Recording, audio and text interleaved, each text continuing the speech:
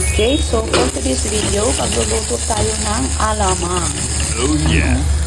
May binili tayong alamang kahapon sa fiesta. Ito, ginigisa ko ng bawang, sibuyas at ang luya namin. Ayan. Hintayin ko muna medyo mag-brown. Okay. Ilagay na natin ang ating alamang.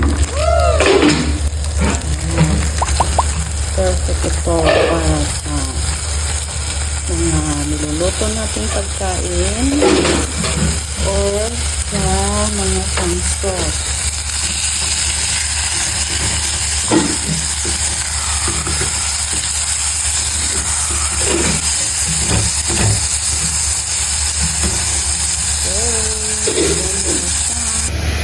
Gisa-gisa muna natin.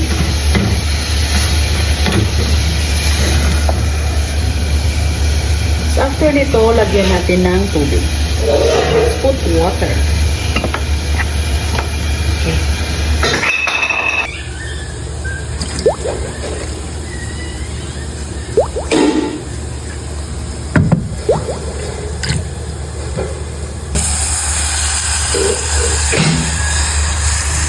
Let's mix it.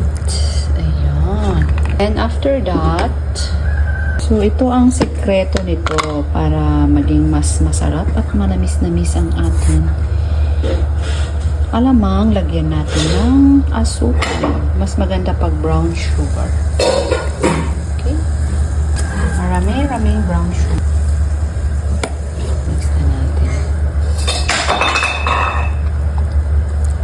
And let it boil and then until mag-dry na siya. Namang takpan or pwedeng hindi na para mag-evaporate. Okay, let's wait. So, ayan, kumukulo na. Just mix lang natin. Hanggang ito'y lumapot at mag-dry. Para lutong-luto ang ating alamang. Diba? So, ito yung ginagawa ko pag may alamang dito sa bahay. Minsan lang ako bumibili nung mga na luto na. So, mas magandang mainam na tayo na lang magluto. Ayan. Kumukunti na ang kanyang tubig.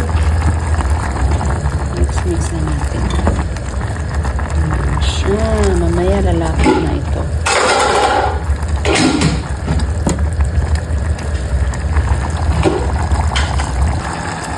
So, I think pwede na ito. Turn off na natin. Ayan. Alright. Pwede na ito. Hindi naman ito-turn. Okay.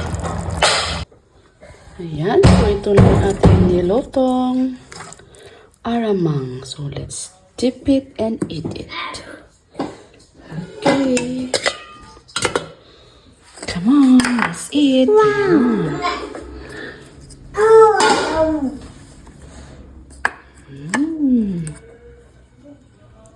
Ang sarap.